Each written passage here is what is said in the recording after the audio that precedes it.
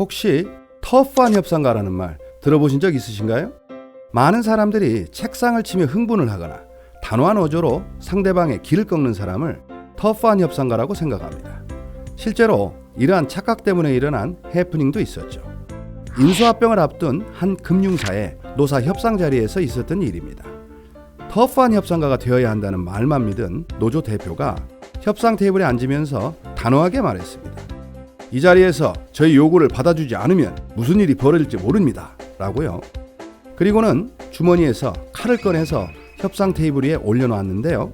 그 결과는 어땠을까요? 깜짝 놀란 사측은 협상 중지를 선언했고 노조 대표는 공갈 협박 혐의로 경찰에 조사를 받아야만 했습니다. 노조 대표는 터프하다는 말의 의미를 잘못 이해해서 이런 웃지 못할 실수를 했던 것이죠. 이렇게 막무가내로 자기 주장만 강하게 하는 사람은 터프한 협상가가 아니라 고압적인 협상가라고 할 수 있죠. 그렇다면 진짜 터프한 협상가는 어떤 사람일까요?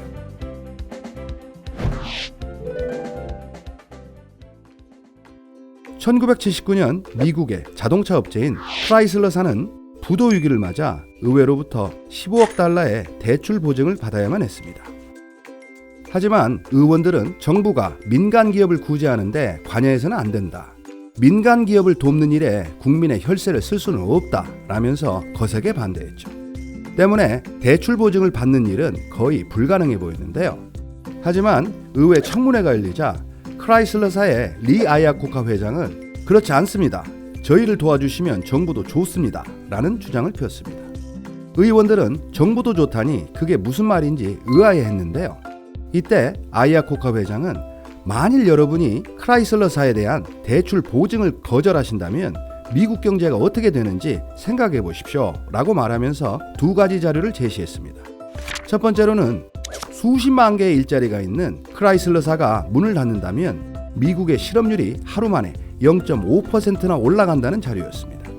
그 자료는 공신력을 인정받는 미국 연방준비제도의 수석 이코노미스트가 분석한 결과였는데요. 실업률을 낮추기 위해 온갖 노력을 기울이고 있던 의원들에게는 이 자료가 엄청난 부담이 되었습니다. 두 번째로는 미국 재무성이 산출한 금액을 인용하면서 크라이슬러사가 도산할 경우 첫 해에만 미국 정부가 지출하게 될 실업보험과 복지수당이 27억 달러나 된다는 자료를 보여줬습니다. 그리고는 지금 당장 27억 달러를 지출하시겠습니까? 아니면 그 금액의 절반 정도밖에 안 되는 15억 달러에 대해서 대출 보증을 서주시겠습니까? 라고 물었습니다. 결국 의원들은 크라이슬러사에게 대출 보증을 거부할 경우 어떤 손해를 보게 되는지를 깨닫게 됐고 입장을 바꿔서 보증에 찬성했습니다. 아야코카 회장은 이 15억 달러로 부도 위기에 크라이슬러사를 살려낼 수 있었습니다. 절대 안 된다던 의원들의 입장을 찬성으로 바꾸게 만든 아야코카 회장의 비결 잘 아시겠죠? 민간 기업 지원에 반대하던 의원들은 아야코카 회장이 제시한 자료에 한마디도 반박하지 못하고 결국은 입장을 바꿨습니다. 터프한 협상가란 바로 아야코카 회장 같은 사람입니다. 자신의 주장을 뒷받침해주는 합리적인 이유와 근거를 많이 가지고 있는 사람이 진짜로 터프한 협상가인 것이죠. 협상에서의 힘은 경제력이나 권력 같은 세속적인 힘이 아니라 합리적인 논거를 얼마나 많이 가지고 있느냐에 따라서 결정됩니다.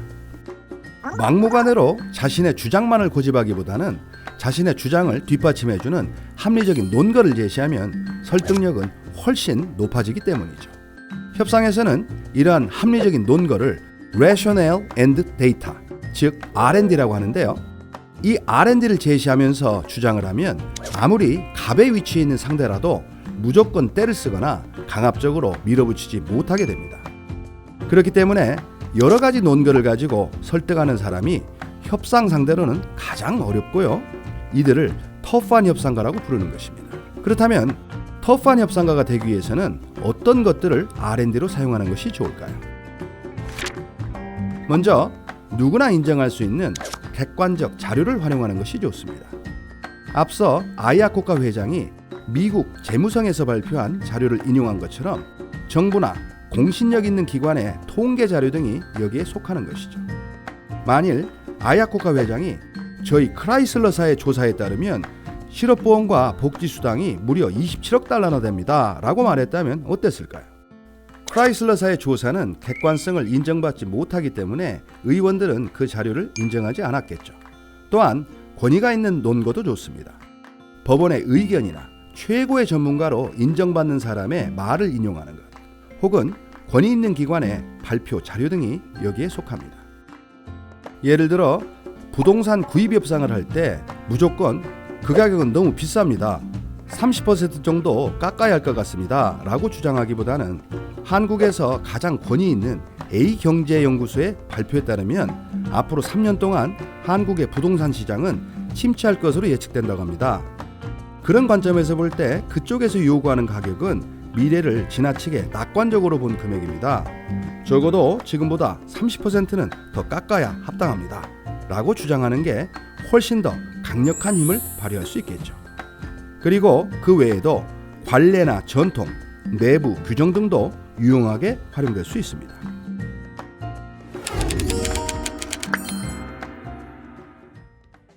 여러분도 진짜 터프한 협상가가 되고 싶으신가요? 그렇다면 협상 전에 자신의 주장을 뒷받침할 R&D로 꽉 찬 노트북과 서류 가방을 준비해 보세요. 협상을 주도적으로 이끌어갈 수 있는 터프한 협상가가 되실 수 있을 것입니다.